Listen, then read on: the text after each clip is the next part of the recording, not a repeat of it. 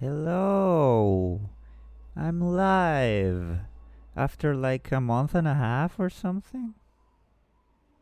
Yay, this is fun. Alright, so. Wow, I haven't streamed in forever. Not that I used to stream a lot, but. Um. Yeah, I just wanna chill today with one of my favorite games ever made. Um. And that's. Celeste! Yay! Alright. Um, so yeah, I love Celeste with all of my freaking heart. That's why today this is a chill stream because I can chill with this game instead of being frustrated by it. Um, this isn't my original save file. I played this game originally on Epic. Um, and like yeah, here this is on Steam. I've played like for 5 hours or so. Um, and when I opened Epic, I had like 150 hours, which honestly really surprised me because I honestly didn't think I had that many hours on Celeste. But yeah, also I did every single thing there is to do in this game. I got all the hearts, I got all the berries. Well, not all the berries. I didn't get the what is it like the golden berries you get when you beat every level without dying. I didn't get all of those. Um, but I did get all of the normal berries, all the seasides, everything. So yeah, for streaming purposes, I guess I'm just gonna go with a new save file. Let's call it. I don't know. Can I type? I can't. Do I have to use the controller? That's stupid. Okay. I don't know. I don't know how many characters I guess I get.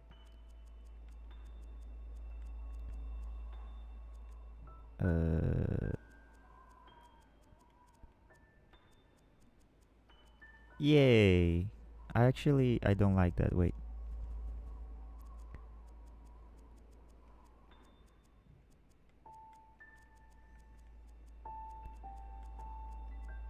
Yay. That's better.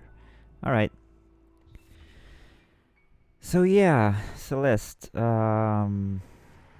Listen. If you're on Twitch, I'm guessing you probably know this game, right? It's one of the most popular indie games, one of the most popular speed games. Yeah, it's just a really popular game. But in case you don't know it, I can dash. I can't dash quite yet. Muscle memory kicked in.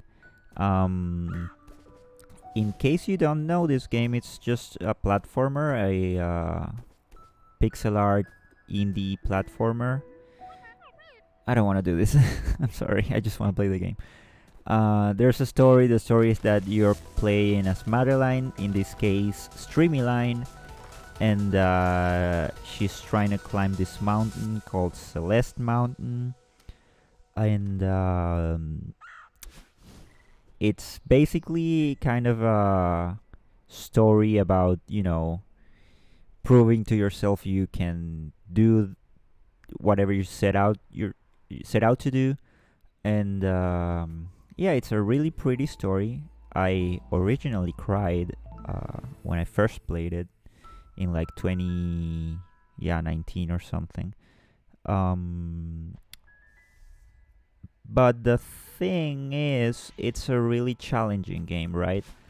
Um, like it's a really nice tight platformer. Um, but it feels so good to play. It was. I remember who said this, but I remember GDQ once, where someone there described it as like the toughest game that anybody can finish, and I honestly think that's kind of. I honestly think that's. Oh, I didn't have my dash. That's a good description. because it is really difficult if you're just like getting into it for the first time, but it's also like incredibly like overcomable, which is narratively speaking in the interest of the game. Like, it's a game that wants you to succeed. It's not a game that punishes you for being bad. I think that's everything here. Side note, for some arcane reason, I couldn't like stream this game, like capture video for this game on OBS like normally, so I had to play it on windowed mode. This is Theo. He's a side character. We're not gonna talk to him because you can skip talking to him and he will still show up. And I don't want to talk to no one. I just want to play the game. What was I saying? Yeah, so I'm playing windowed. And even though it's a big window, it is possible that I don't know. I'm like kind of afraid there's stuff like just out of my view. But yeah, whatever. I'm not going necessarily for all of the berries right now, but I do like to play getting as many berries as I can. I don't make that. Oh my god, that was the most avoidable. Man, I'm rusty, huh? Ah! How did I miss that? Oh, I can do that. Wait, can I? Yeah, I can. Yay. Yeah. But yeah, I mean, tough game, fair game. Really fun game, that's the thing. The main reason why it's like one of my favorite games ever is not because of all of that. It's because it's just fucking fun. It's a fun freaking game. Oh, I'm gonna have to do this. Here you have to... you know what? I don't want to do this. You have to dash in the direction that the birds are going in to unlock a heart, but like, whatever. This is just a chill stream. I'm not going for 100%.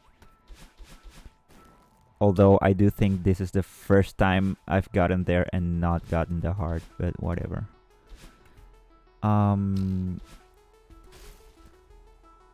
Yeah, this game... oh, shoot. This game's just really fun to play. Is there something? Yeah, there is something up there. Like, the movement in this game fascinates me. You have... oh my god, I'm stupid.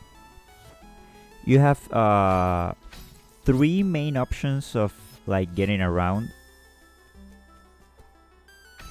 which are like... oh, but what? I'm not paying attention. Excuse my stupid gameplay. I'm trying to explain shit while I'm playing and it's just not going well. What am I saying? I'm really dispersed today. I'm so sorry. Wait, was there stuff? Because I remember there's one point where they cut you off. Is it here? It might be. Oh no! Well, I screwed up. I can't go back now. And I screwed that up too, huh? Wait, did I? Question mark? Yeah, I did. Okay. But yeah, as I was saying, the movement in this game is everything to me. It's just so incredibly tight and like lenient. And yeah, I remember now. There's 3 main ways of getting around, which is the dash, obviously the jump, right? and the climb, which you can hold on to stuff and climb around. That's about it. You don't get like crazy power-ups. You don't get nothing that breaks the game. There's one point in the game later on where you can dash to. Oh my god! Where you can like dash twice in a row. Because when Madeline has her red hair, she has her dash. When she has blue hair, it indicates that you've dashed already and you can't dash again until you touch the ground or interact with an element such as a spring or like those green crystals that let you dash, that give you your dash back.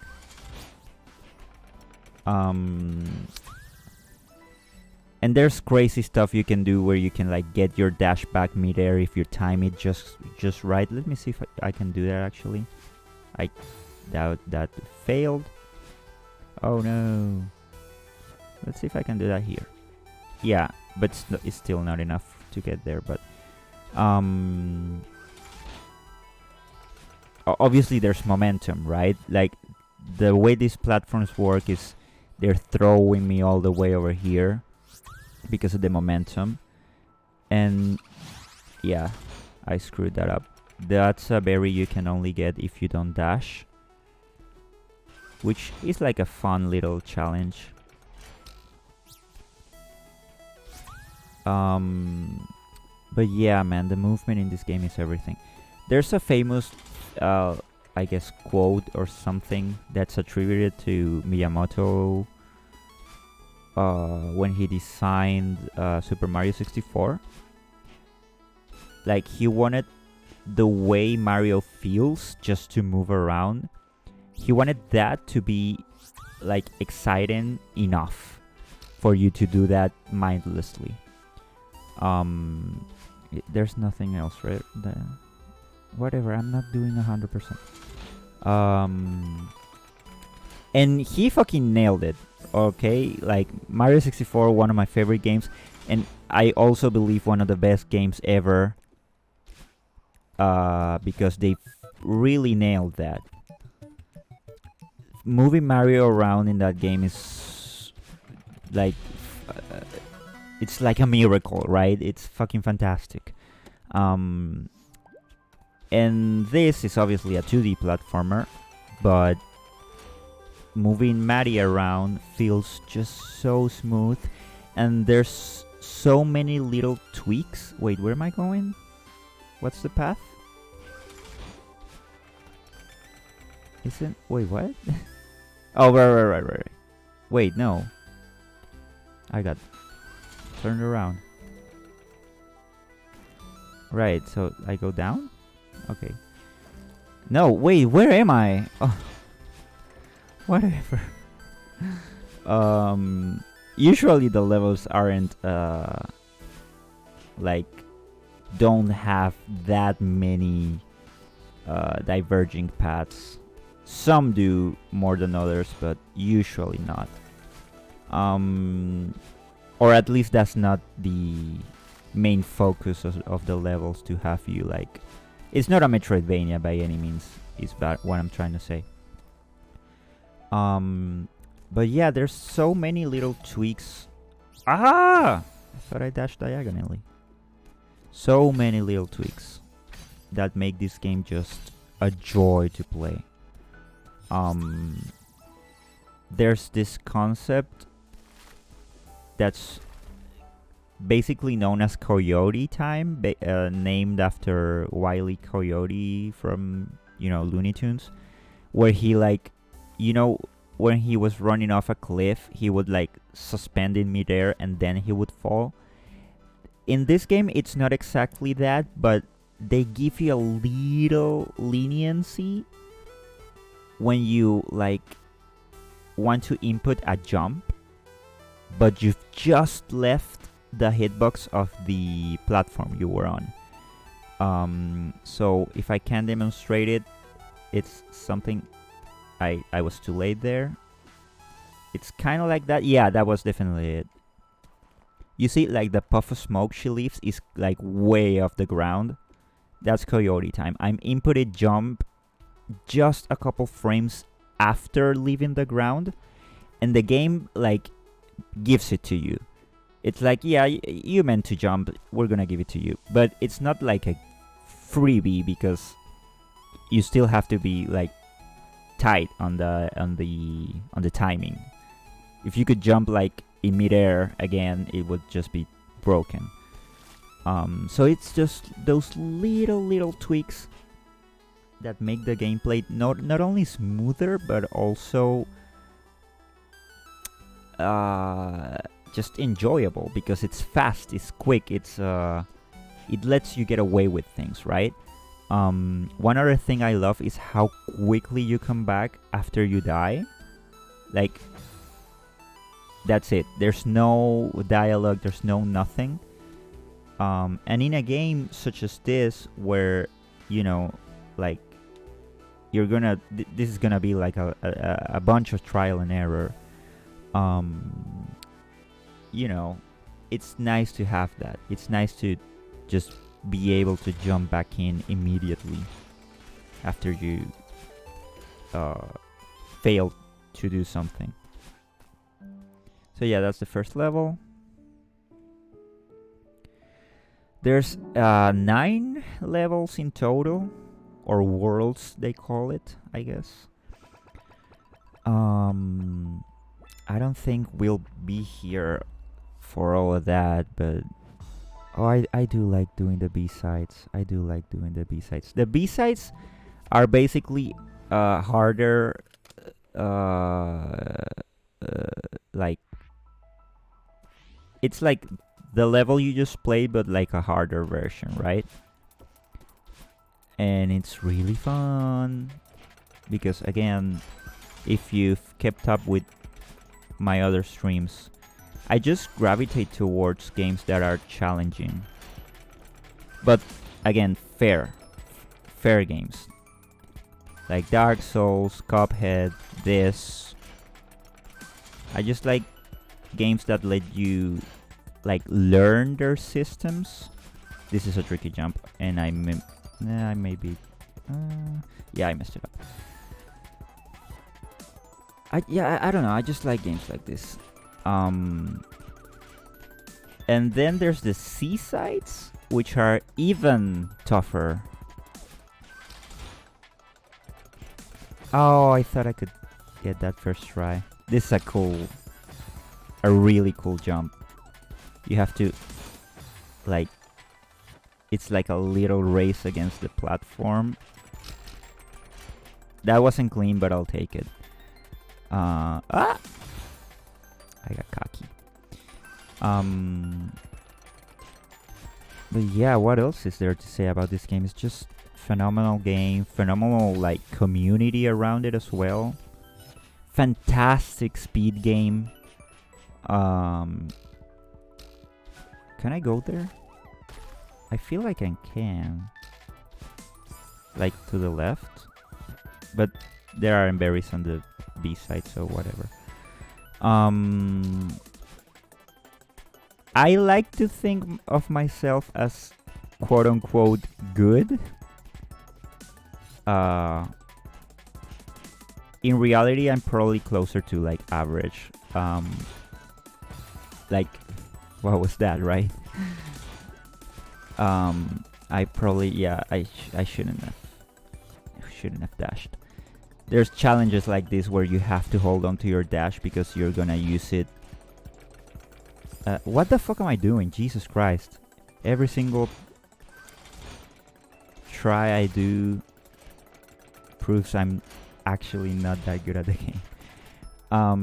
But yeah, this is a game I've said in the past I would, oh my god, I would like to try to speedrun because I feel like I'm familiar enough with the movement.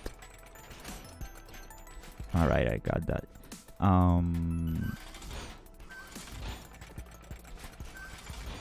Yeah, I just like moving it. Oh my god. Man, talking and playing at the same time is tough.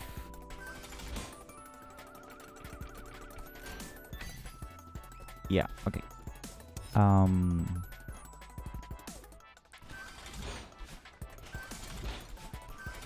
Oh yeah, I never remember the correct way to do that. I just kind of wing it. This is like a weird... I don't know the optimal way to do this. I always kind of like... I guess I can do that actually. Yeah. That's why there are two of them. You just... No, that's not what I wanted. There. Oh my god. Just hug the first or the... Oh my god. Hug the top one and then jump. Or do that? I don't know. What am I doing? Alright, whatever. Oh my god.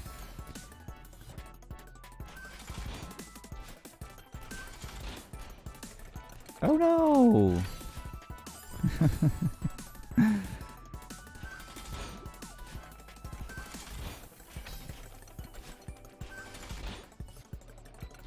Alright.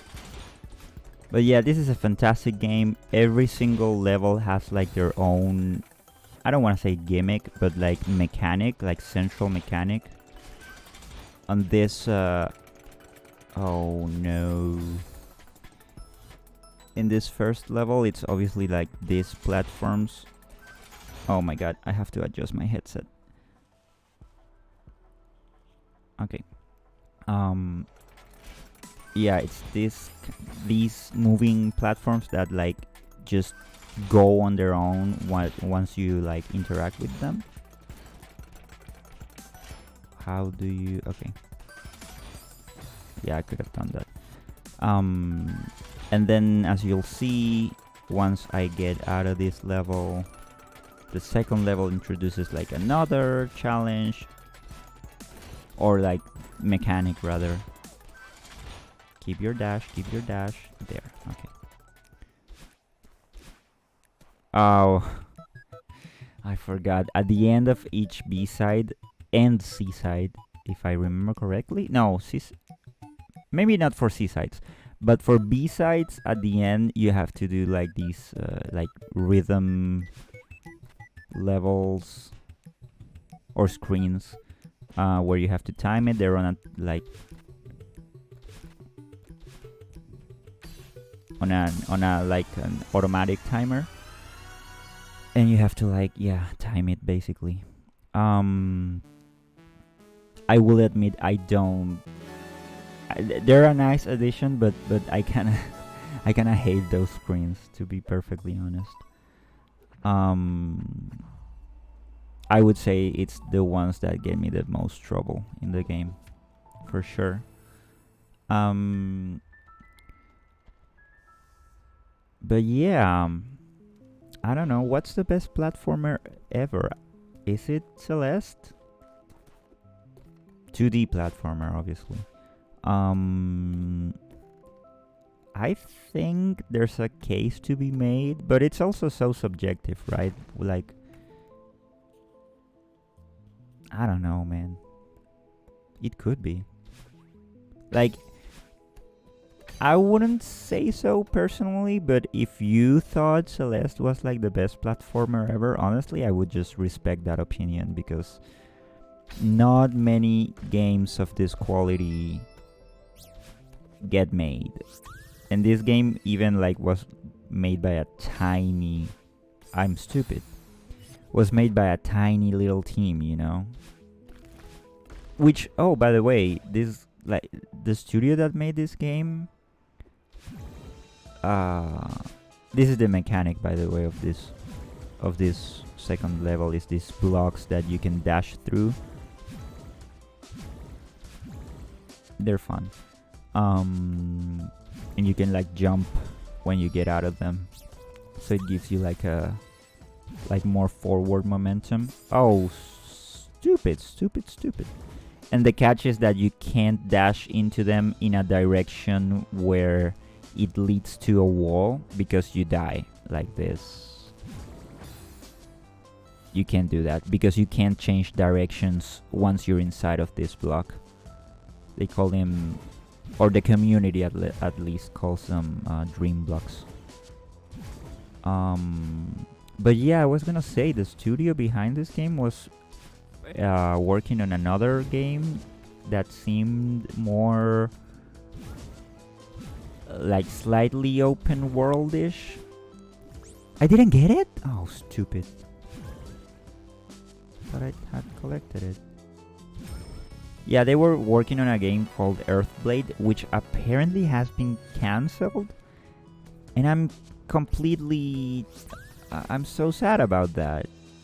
It looked great. What was I doing there? And I found out about its cancellation through freaking Bandcamp of all places. Because like the soundtrack to Earthblade got posted on Bandcamp, and I was reading like the little write-ups they do for like releases like that, and it said like, yeah, for the canceled video game Earthblade, and I was like, wait, what? This is how I find out. It was a little wild to me, but yeah, it's a shame. It's a shame because this okay.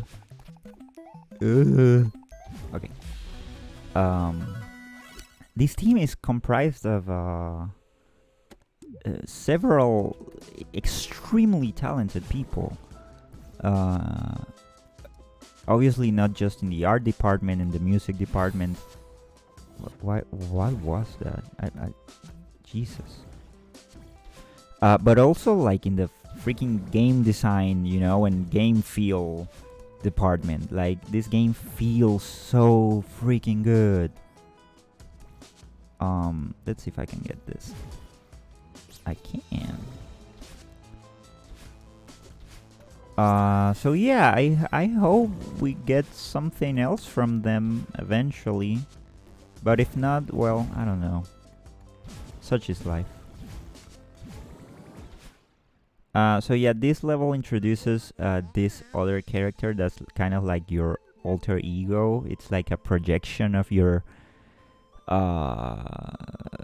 of that side of you that's like constantly judging you, and you know, the community calls this Badeline as the opposite of Madeline. And she's bad because, as you'll see in a minute, yeah, okay, whatever. She starts chasing you, and the way she chases you is oh my god. Okay, I got this. This is a nice save. She copies your exact movements, your exact path through the level. She copies. Oh, that's stupid. Which is a really fun mechanic.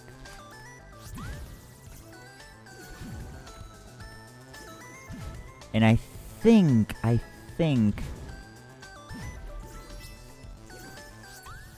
she oh my god, I almost had that. I'm playing with a controller, obviously, but with the stick, the analog stick, not with the arrows, because I have an Xbox controller, which funnily enough isn't even oh my god, this is embarrassing. It's an Xbox controller, but it's an Xbox 360 controller, man. An original Xbox 360 controller, no Bluetooth, just with the USB, from the year 2005, because that's when I got my Xbox. I thought I was screwed. I don't care about that berry. Yeah, I mean, I bought like a third-party controller. Oh my god, why wouldn't it let me? There's a shortcut there. Is there not? No, I'm gonna try that again. I think there's a shortcut here. I guess not. Okay, it must be down. Where was it? No, I'm pretty sure it was there, no? Oh, whatever. What the... So yeah, there it is. And I fucked it up. So yeah, I'm playing with an analog stick, which means I have to be very deliberate with the directions I input.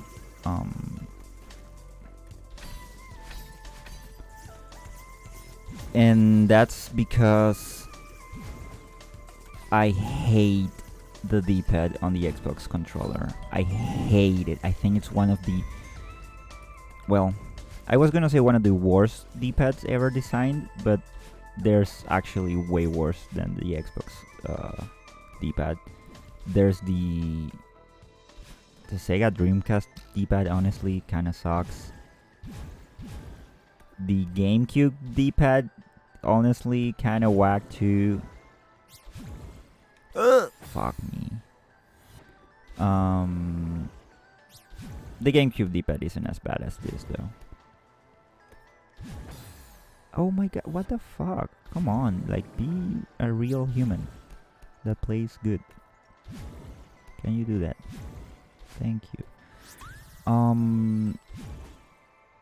And also, as you can maybe predict, this controller being... What is it now? 20 years...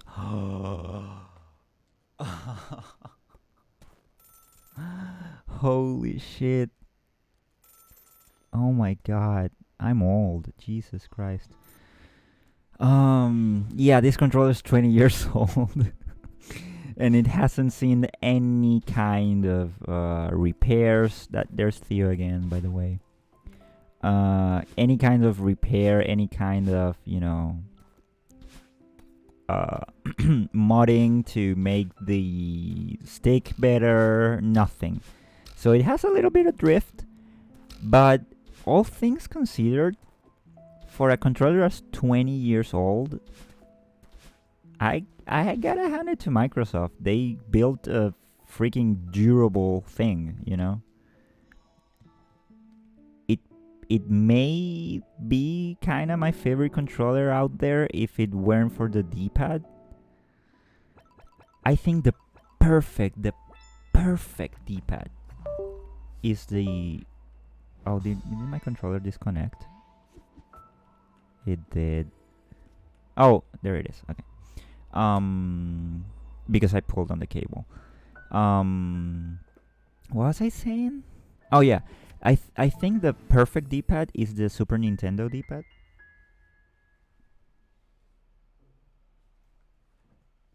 Using that thing just feels... it's perfect. It's honestly perfect for platformers. And that's why I would like to try this game one time with a Super Nintendo D-pad. I don't know how I would do that, though. I would have to get... I'm stupid. I'm just a stupid person. That's what... I would have to, get a third-party controller that, imitates a Super Nintendo controller. Which, at that point, why are you getting it? Because the D-pad quality is probably not gonna be nearly as good as the real thing. There's 8-bit Do, however you say that brand name. I've always wanted to try one of those, but since I don't live in the US, they're actually... I'm bad at the game. I can't play and speak at the same time. Holy fucking shit. Yeah, they're kind of expensive for me. They're not... Oh my god. Yeah, they're not completely unaffordable, but they are an expense that I can do without for the time being, for sure. Okay. If you lock in, you can do anything. Oh shit. Okay. Oh my god, what am I doing? But yeah, those guys do have like really good uh like Nintendo and other consoles like replicas, I guess would be the term. And they're like actually high quality, so if I were to get a third party one, it would definitely be that one. I would save up for one of those. And then I mean I do own original SNES controllers for the SNES Mini, and I don't know if I can get those working on a PC. I've looked at adapters, but I still haven't gotten like clarification on whether they would work for real on a PC. Yeah, I don't care about that berry. Fuck it. Like I wouldn't be surprised at all that I bought an adapter, like a USB adapter for them, and they just didn't work. Because Nintendo does like their proprietary things. What's over here?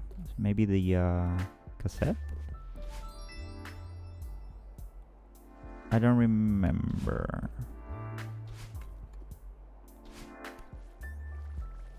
It's just a berry? Okay. Tiki tiki tiki tiki tiki tiki tiki. Yeah, it's just one berry. That's it. Okay. But yeah, I would love to try this game with a nice D-pad. Although I don't know if it would make me change sides. I really like playing it with the analog stick, to be perfectly honest. What's over here? Just whoa. Alright. Nice.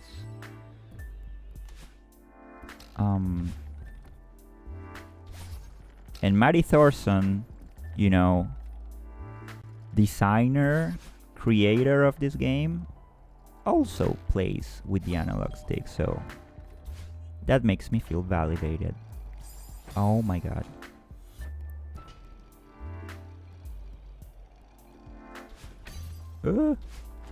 I hesitated midair because I thought I didn't get the wall dash or whatever it's called. There are so many little techniques in this game, like demo dashes and ultra dashes or whatever, where you can chain and combo the dashes to do different things. I don't really remember the names of all of them.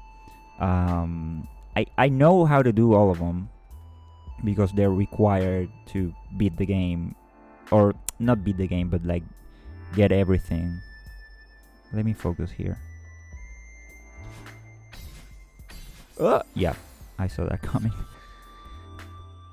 Yeah, if you wanna like get every single heart, crystal heart, you have to know like every technique, pretty much. So I know all of them. I just don't remember the names for them.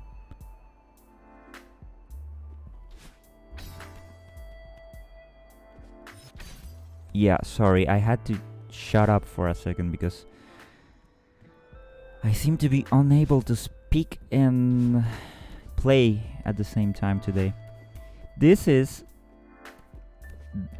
the reason for that is the reason why I haven't streamed in like a month and a half, and that's because I'm extremely tired because I've been unfathomably busy for the last month and a half.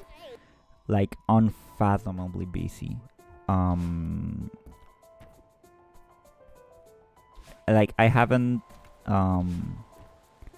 I've obviously haven't streamed in like a month and a half, but I've also haven't like played a game. I don't wanna actually. Let's just unlock it.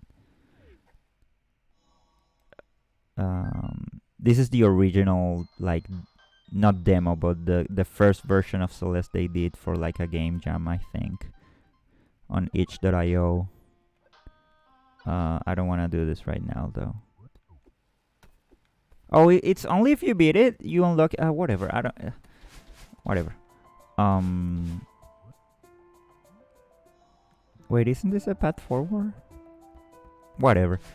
Yeah, as I was saying, I obviously haven't streamed, but I've also haven't like played any games. I haven't opened Steam since like the last time I streamed.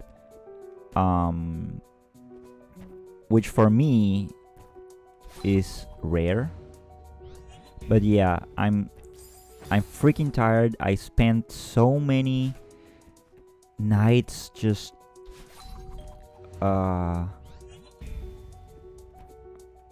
again, I can't play. I can't do tight jumps and speak at the same time. I pulled so many one-nighters. Holy shit. It's all kind of work related, but not really, but kind of, but yeah. It's work. It's whatever. I'm not gonna get into it, but I've just engaged in some creative work, and it took all of my freaking time. And like just today, like literally just today, is the first day in a month and a half that I don't have a deadline for something. And I just wanted to chill, you know. So yeah, I'm like my neurons are like fried at this point. What the fuck? Like, as you can definitely see there. All right. What is this? Okay. Oh my god. So yeah, I haven't like watched any movie. Actually, I did watch the movie. A friend came over and we watched The Green Knight. It was fucking fantastic. I've known of that movie since it came out. I've always wanted to see it, and I finally got to see it, and holy, it just became like instantly one of my favorite films ever. I could go into it, but I don't know. This is a Celeste stream. It doesn't have to do anything with that, but fuck it. This is my stream. Who cares? Green Knight, man, what a movie! So, for starters, I have to talk to the guy. Where are you? Yeah. For starters, I fucking love medieval shit, right? As stated in my Dark Souls stream. Everything that's carefully, you know, historically accurate and medieval. There's Theo again, I don't care. There's a path there, right? Yeah. Oh, but I can't do it. Okay, whatever, I don't care.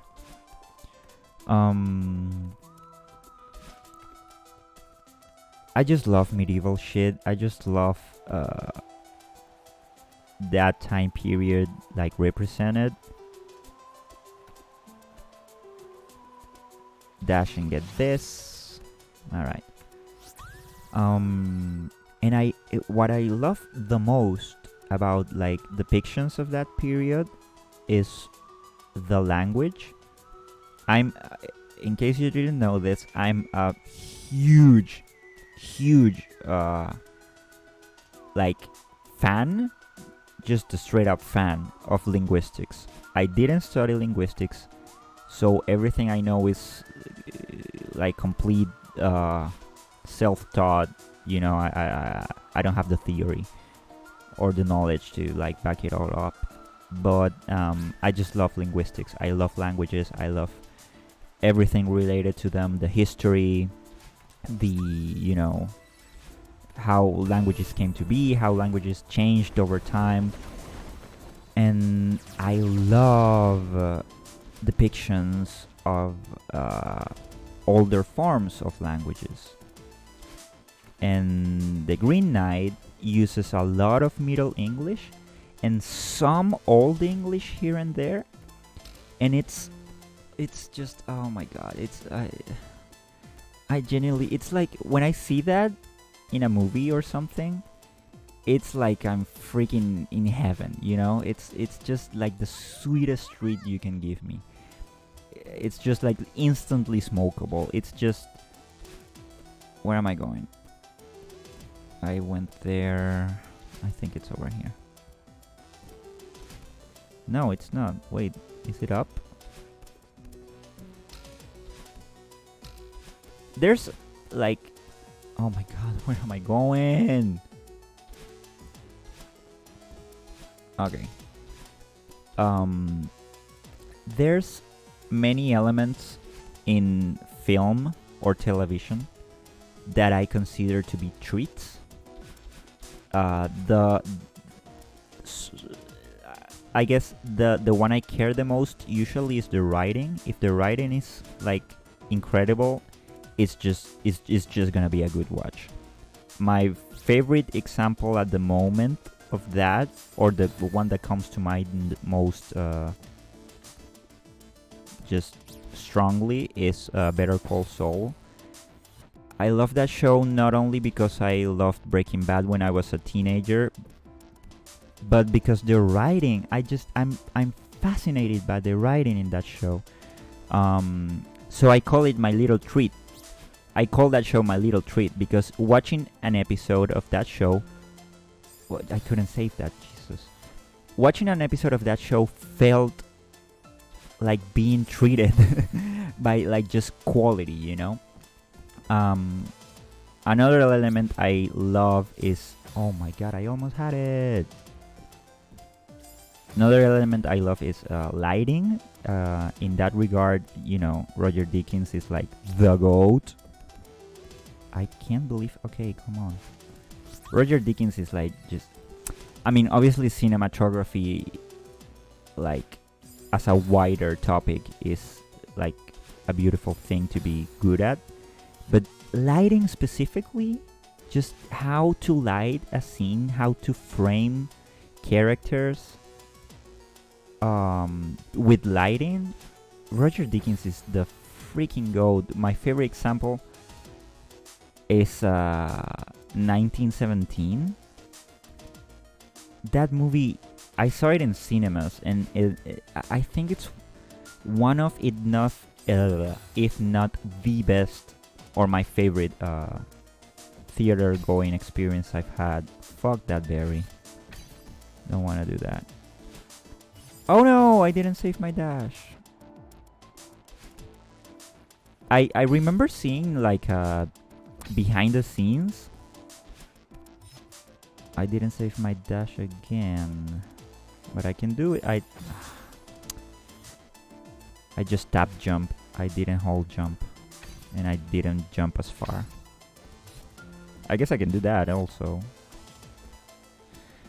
Yeah, I saw behind the scenes of the part in 1917 when the guy is like running through the city that's burning, and there's flares constantly going like above him, and something that blew my mind completely is that the flares are actually like on are like little lights on rails above the set that follow like a parabola trajectory, and that was like designed in a like a, how do you call this,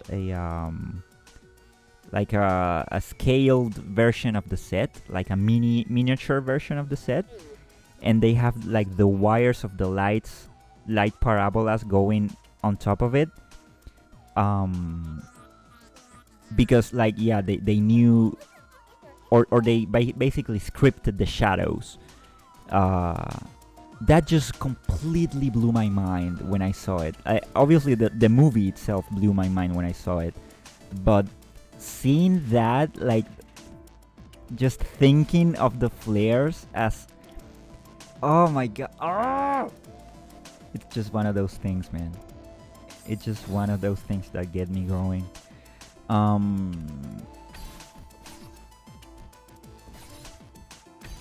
Sorry, I'm looking in. Yeah, okay.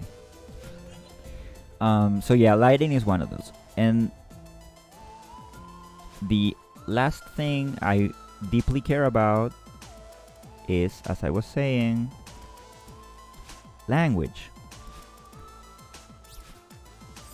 Another good writer, I mean, this isn't particularly related completely, but because I was talking about Old English and Middle English and whatever.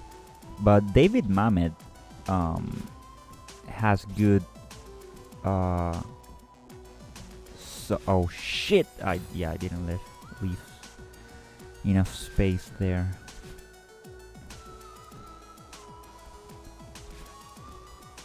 David Mamet, I think he's the guy who wrote. Wait, no, he isn't.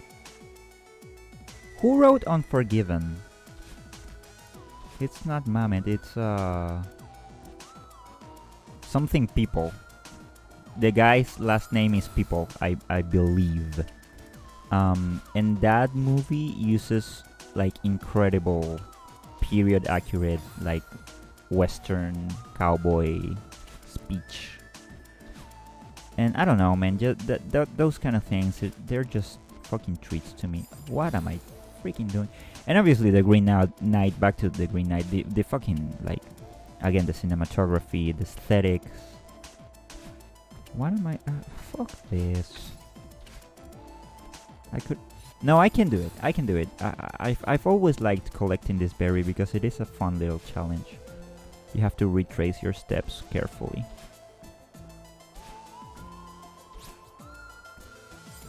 Oh my god! And also, I just loved the narrative in that film. I admit I didn't know of the like original story, I guess, of the Green Knight. And I remember I'm the stupidest man in this planet. Once the movie was over, me and my friend were like, oh, like that was so cool, whatever, like let's look it up because this feels like, you know, based on something. And we found out there's an Adventure Time episode that uses the story of the Green Knight, and so we like immediately watched it afterwards. It was fun. But yeah, man, the Green Knight, great movie, great freaking movie. There's another movie that I don't want to say it reminds me of it, because also I haven't watched this movie I'm gonna talk about.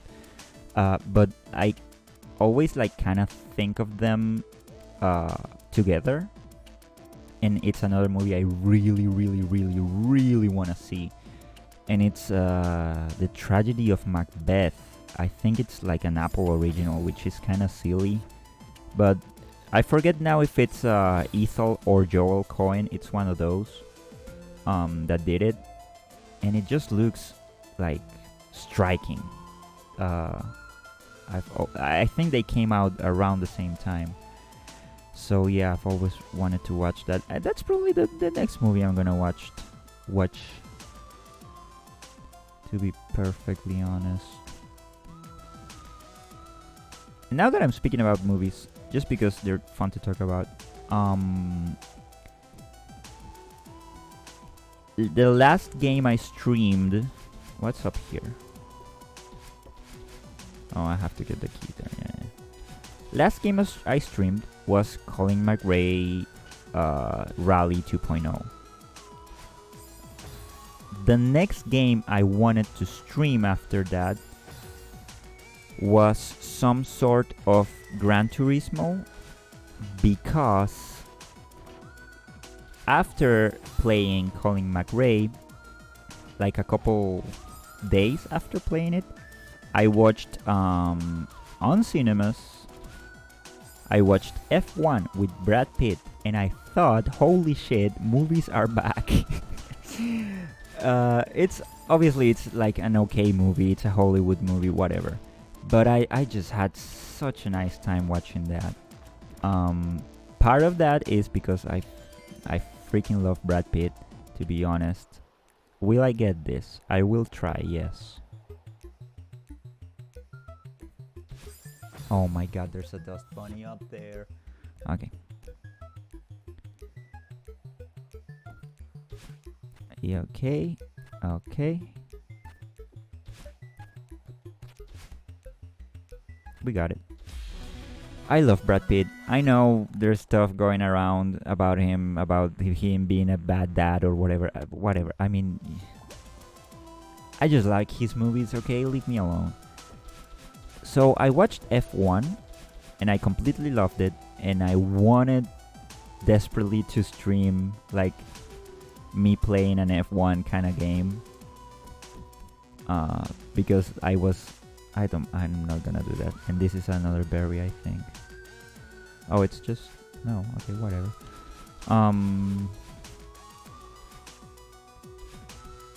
But yeah, that's when. Around then is when I started getting busy on whatever I was talking about before. So I didn't do that. But for a couple or like a week or something, I did have time to watch movies. In July, let's wait. What? Okay. Oh my god. It's always funny when me or anyone playing this like takes like a lot of time setting up the jump and then completely eating shit. It's always funny. Nope. Yeah. Just like that, yes. But yeah, July basically became my month of Brad Pitt and George Clooney watches or rewatches. Because I just love those two guys. They're like, come on. They're kind of my weakness, you know. Okay. So I rewatched is it my favorite trilogy? It might be. As a trilogy, it might be my favorite trilogy. They're not my favorite movies of all time. My favorite movie of all time is Speed Racer by the Wachowskis. But I think my favorite trilogy as a whole is Ocean's 11. So I rewatched all of those after F1. And then, oh, I forgot about this. This isn't necessarily super hard, but it's a little tedious to me. I'm not gonna lie. And yeah, after watching that, I like still wanted more Clooney and Brad Pitt action. So I rewatched. What is it? Burn After Reading. That has the both of them. Great movie, one of my favorite Coens, by the way. And then I watched some that I hadn't ever seen. I watched Michael Clayton, and I watched what is it? Up in the Air with George Clooney. And then I was like, oh man, it's like such a shame we didn't get like enough movies with the two of them together. So I looked it up, like how many movies did Brad Pitt and George Clooney do together, and I found out about this movie that apparently not a lot of people have seen, and it's fairly recent. It's like 2024, 2023, something like that. Called Wolves, but it's spelled not like the plural of wolves, or like the plural of all. Oh my god, plural of wolf. That's spelled like with VE. This movie is W. I can't spell and play. This movie is called WOLFS. And it's about.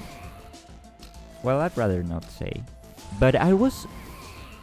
For a movie that I hadn't ever heard of, I was so pleasantly surprised. It ruled. That movie freaking ruled.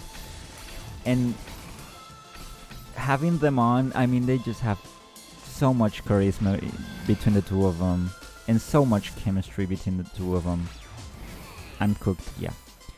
I don't know. Watch that movie. That movie's freaking fantastic. If you like just not even dumb. I was gonna say dumb action movies, but it's not even dumb. It's just a really well crafted like script and like movie, just in general. That movie ruled, man. That's a good movie. Probably gonna rewatch it sometime in the near future. Or maybe not. I always say that, but rarely do I do that. Ah! I panicked.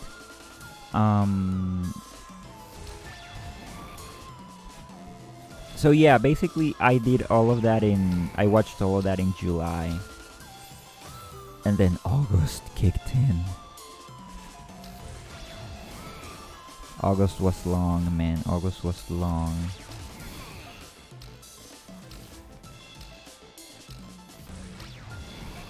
I'm locking in. I'm sorry.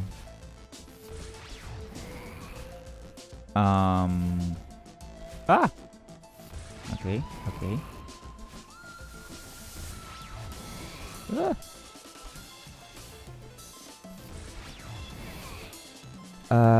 But yeah, I guess that's the end of movie talk. I'm just gonna close it by saying, I don't know, F1 ruled, kinda, right? It ruled. Like, come on. It was a fun movie. F1 ruled. Brad Pitt still got it. He's still hot. And, you know, I don't know. I don't know. Going back to Celeste. I probably will stop streaming after this this level, because I just remembered now. Every single time I play this, like a new playthrough, I always stop at the Mirror Temple, which is my or which is the next the level after this. Not because I hate it or anything. I don't hate Mirror Temple. In fact, my least favorite level is after that. Is what's it called? Reflections. That's my least favorite. Not that it's bad. Nothing in this game is bad by any metric. It's just the least fun for me to do, I guess.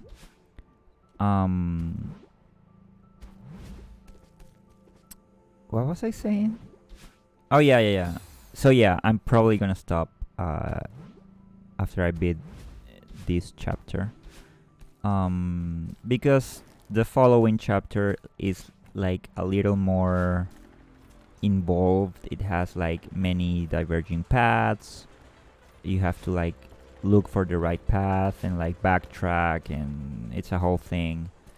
And I don't have it memorized, so it's always where I stop, because I basically don't want to do it. But again, not that it's bad. It's in fact brilliantly designed, just like everything else in this game.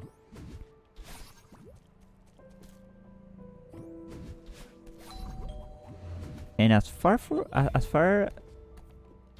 as my favorite chapter is, I don't know. Oh, I do know. Wait, do I know? Yes, I know. Yeah, definitely. It's chapter 8, the core. That's a good level. That's a good level. Can I do this? Yes, I can. What's over here? What is over here?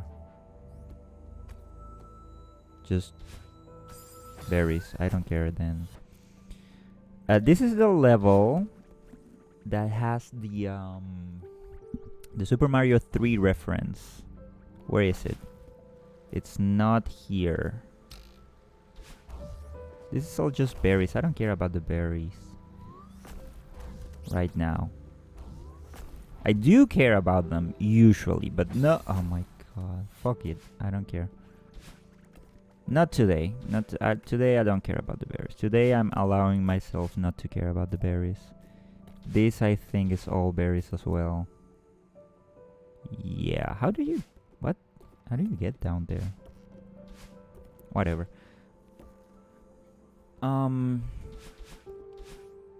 Yeah, my favorite level is definitely number 8. It's called Core. It's where you're at the core of the mountain. And it has... Oh, I missed it. Oh, man. Wait. Can I... I'm pretty sure it was that light. Oh, man. How... Fuck it. Wait. Return to map. Let's see if it lets me. I don't think it will let me start there. Oh, it does. Okay, cool.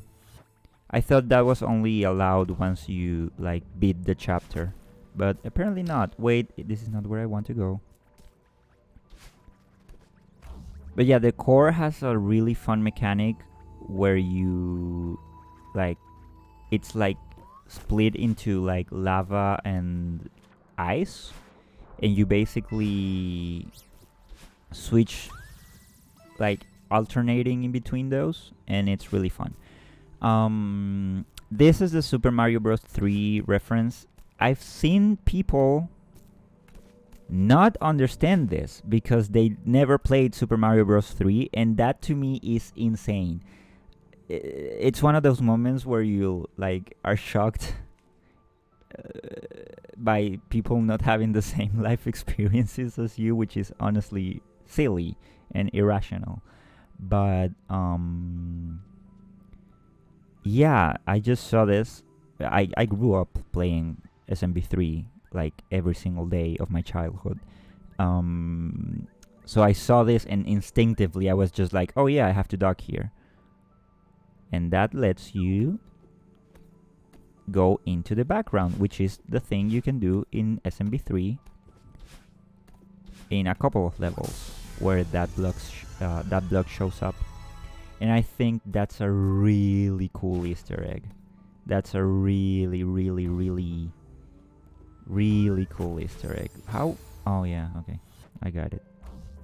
It's just a berry though, but whatever. Whatever. I actually don't care. I don't care.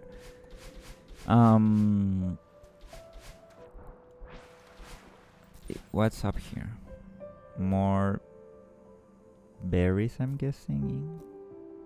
Wait, no, no, the path forward is obviously... Oh, I can't... Okay.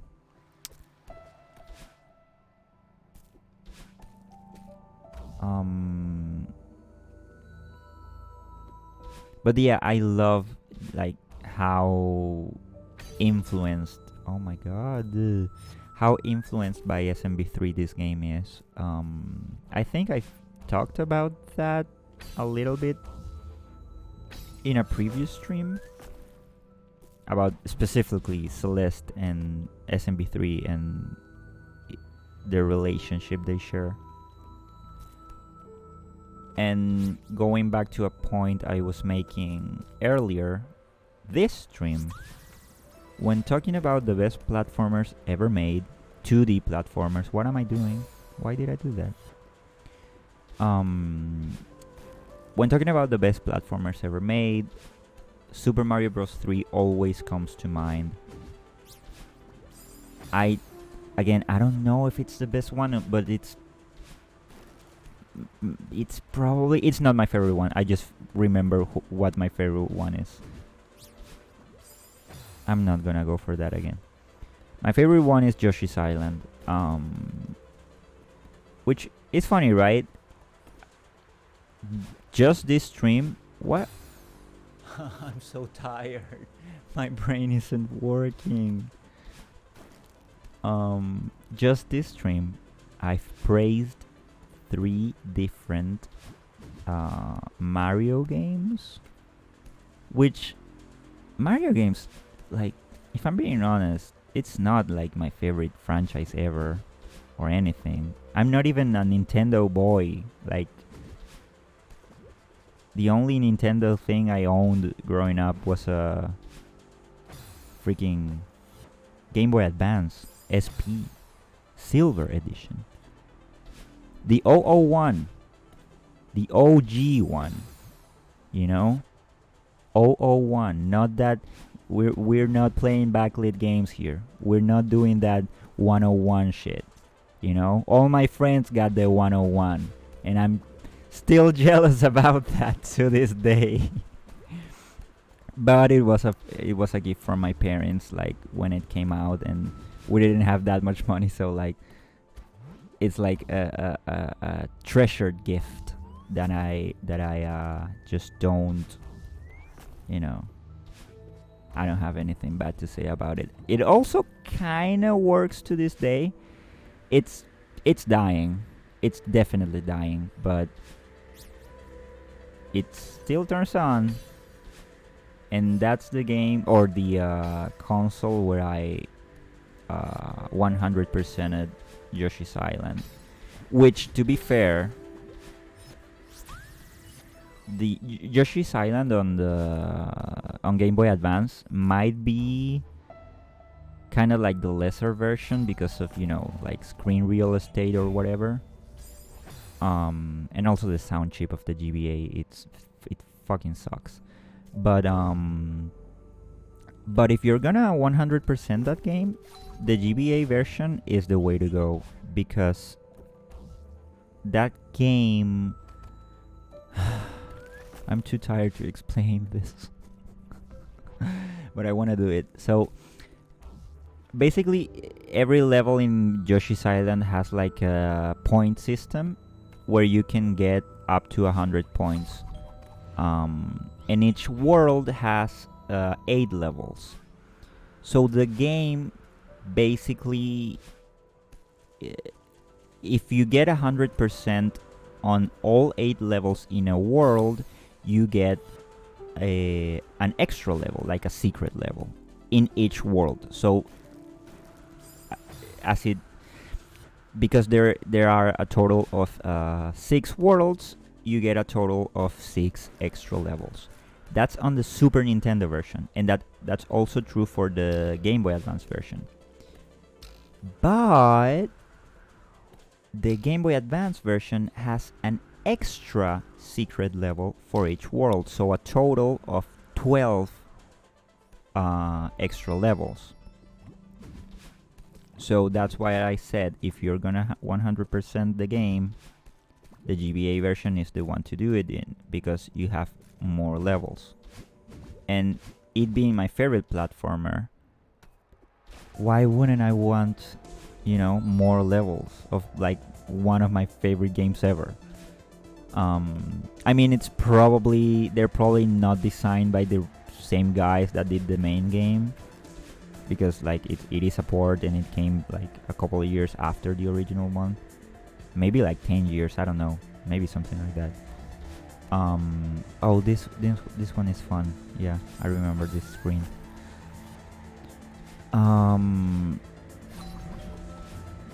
Yeah, that's how you do it. So yeah, it's probably not the same designers. It might be. I don't honestly know. But they're still solid levels, and yeah, it's fun. What am I doing? It's fun to 100% that game. I've done it once on the GBA, and I've done it once on the SNES Mini, which I also own, but I obviously bought that with my own money as an adult.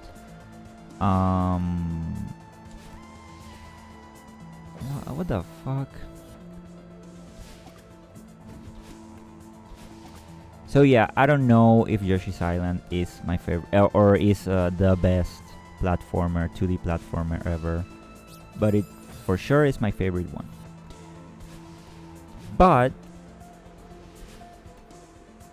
as an appreciator of SMB3 far more than I am an appreciator of Super Mario World, for example, it pleases my heart oh so very much to have a game like Celeste that's also, oh my god, I didn't see that, that's also an alum of SMB3, you know, and not Super Mario World, because God knows, I don't believe in God, but you know, God knows we have enough indie games that try to emulate, you know, Super Mario World nostalgia. And I mean, Celeste does have a little bit of Super Mario World DNA in it, but it's clear that it was made by SMB3 connoisseurs. And that just brings a smile to my darn face. Lock in, lock in. I didn't lock in. I failed to lock in. Oh my god. The wind is fun in this level. What always throws me off are the snowballs, but wind is fun to play with.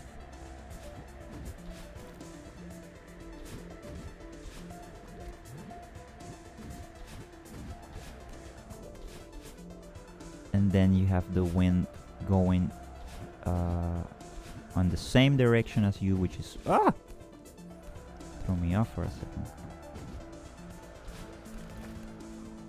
It's really fun also to this is the part I cried when I originally played the game, but I'm not gonna see it now. It's what I was gonna say is really fun to side read the screens in this game. Yeah, this is just a brilliant masterpiece of a game overall. You know, it's just like how did they do it? How did they pull it off? But yeah, I guess that's gonna be the stream. I don't wanna do Mirror Temple right now. But you know what? I can maybe do a couple of B-sides. How many did I unlock? Did I do this one? I do have it. Do I have this one? I don't. Okay. I don't want to do that. Actually, I don't want to do the hotel B-side because of Oshiro, which is the guy that chases you.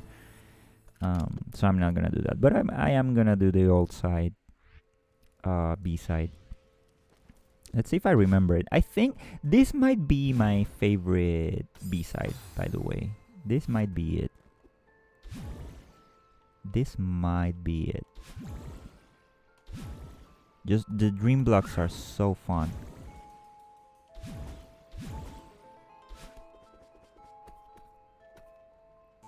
So fun. There's also the, because old side introduces the like the doors you open with the like coins you collect. That gets kind of tougher, especially when Battle Line is chasing you around. But I don't know, it's still really fun. Let's see if I can do this.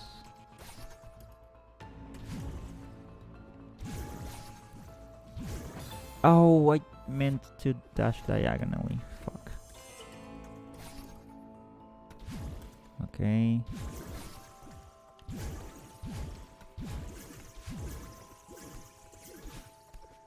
Oh, ooh, okay, that was really close. Okay. Ugh. Oh, man.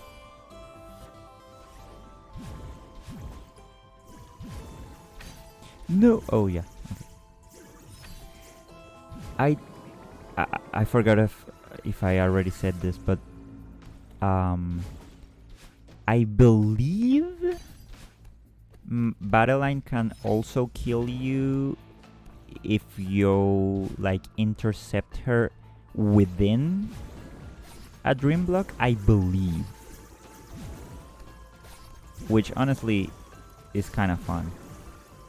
Like, because like, why would that happen? Or like, you have to be really unlucky to have that happen to you.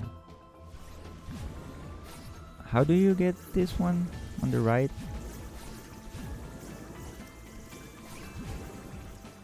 You just... How do you get there?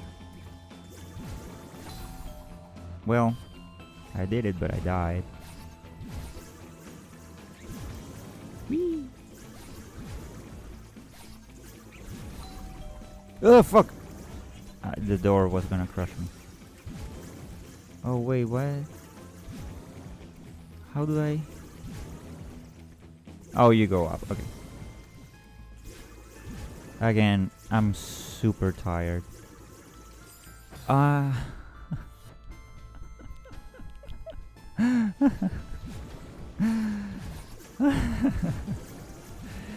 so tired I gave Battle Line all the time in the world to catch me there. That's funny. Get this one, get that one, and you get this one like this. Yeah, okay, so Battle Line can definitely get you like intercepting your dash within the dream block, which again, I think it's pretty cool that that happens because it makes sense. Like, why wouldn't it? She almost got me there. Oh no! Wait for me. Oh no. Got it. What's this? What are we doing here? Just down? Okay. Okay. Okay, I get it. Don't suck.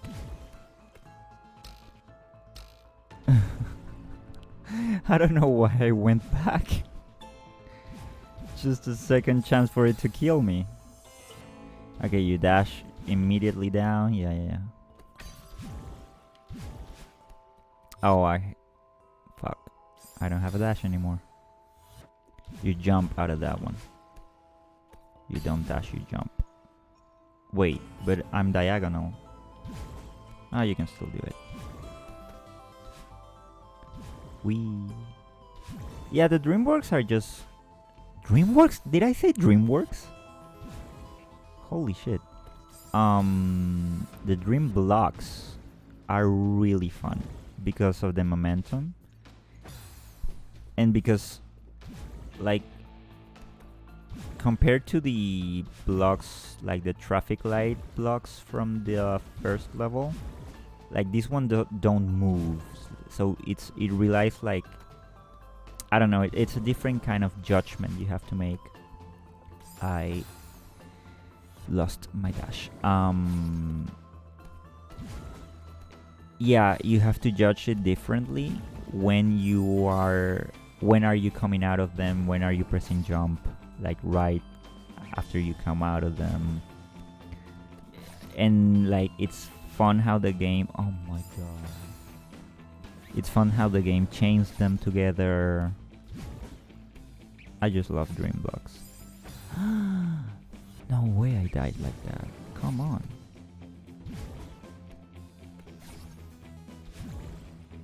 Ah! I thought I was holding grab.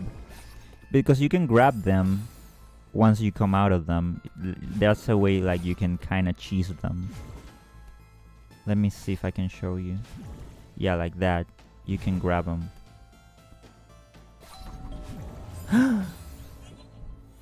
That was silly. I didn't know it was gonna come forward. How so? Okay.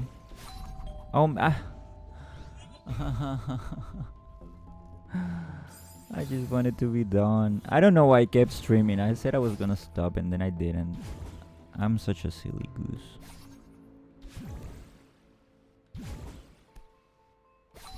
Alright. Okay. Oh, this screen. I remember this. I lost my dash. Okay. I lost. Okay. I can't get it back though. I can't make that jump. Wee. Ah, that's tight. Okay. What? Don't do that. Don't do that.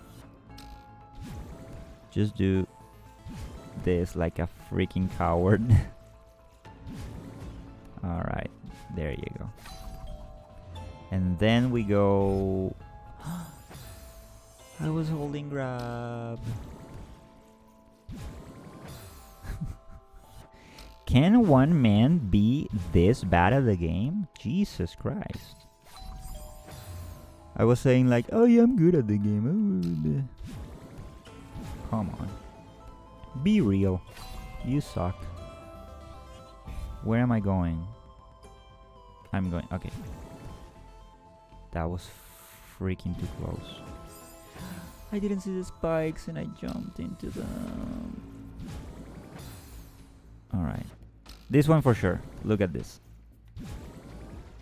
Oh my god. Okay.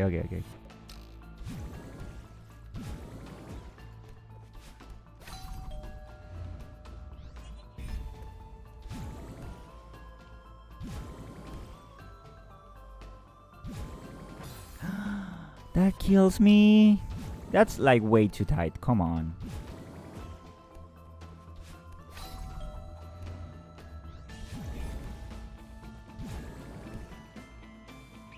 Oh, because you're not supposed to do that. You're supposed to do this. I'm the stupidest guy alive. How do I lose my dash like that? Holy shit. There's no way. Alright. Don't screw up now. Alright, I did it. Oh, and I always forget. Every single time without fail, when I'm doing the B-sides, I always forget at the end there's gonna be one of these. And this one is probably my least favorite one. It's so stupid though. It's just you go up, but you have to time it correctly, and it's kind of silly. Let's see if I get this first right. The good thing is you can't die on this screen. But the timing is a little finicky. Let's see if I get it.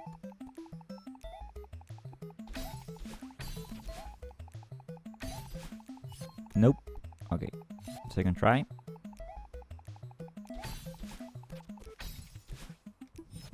Damn it. Ah! Okay. That wasn't that bad.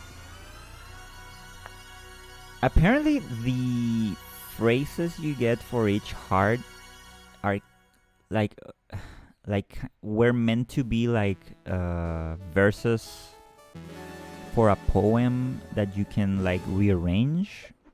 Like if you go yeah, whatever. Where is it? Yeah, if you go there, like you can rearrange them. So it's kind of meant for you to like, I don't know, play around and like write your own kind of poem. But it doesn't do anything. It's not like you unlock something if you find the right combination or whatever. It's just, I guess it's just for fun. But yeah, that's something you can do. Global Steam stats. 12 billion deaths. 700,000 Pico 8 completes. That's... Get those numbers up, come on. Yeah, that's gonna be the end. I'm tired. But yeah, this was Celeste. Obviously, it wasn't a showcase because I didn't like. I skipped every cutscene and didn't spend that much time going over every single thing. But yeah, if you're curious about this game, play it definitely because again, in my opinion, one of the best games ever made. One of the best indie games for sure, and at least one of the best games from the last 10 years or so. Um, but yeah, that was Celeste, and this was a lot of fun. So that's gonna be it from me. So yeah, bye bye.